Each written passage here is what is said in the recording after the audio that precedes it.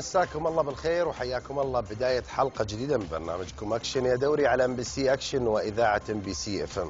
يعني لازم أعترف بالحقيقة، أنا ما توقعت اليوم الاتحاد يفوز ولا توقعت الاتحاد يتأهل أساسا من المباراة. أنا قلت المباراة الأولى يعني نتيجة طيبة، الشباب كانوا متحمسين، والهلال يعني كان في الشوط الأول جزء كبير منه أفضل من مباراة الذهاب. الشوط الثاني حصل ارتباك واستطاع الاتحاد بشبابه أن يحقق الفوز. انتهينا، جينا الإياب قلت الهلال مخلصها، وجاء الهدف المبكر حق فهد المولد قلت قضت المباراة انتهت.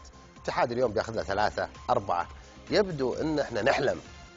العادة اللي يعني الأندية لما تكون عندها خطط طويلة للإحلال والتجديد يعني غني يا ليل مطولك.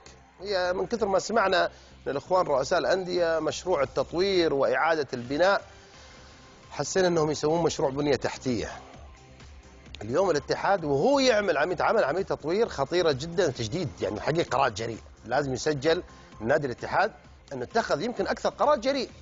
البعض كان قاعد يحسب لا والله متوسط اللعيبة أصلا كبار، لا هذا فريق محترم، فريق عنده مواهب جدا متميزة فيه. هذا الغامدي مش طبيعي، هذا عبد الرحمن الغامدي مش طبيعي ما شاء الله، فهد المولد، محمد قاسم، تتفرج ايش اللعيبة هذول، عبد الفتاح عسيري. الاتحاد عنده فريق ياخذ ثقة.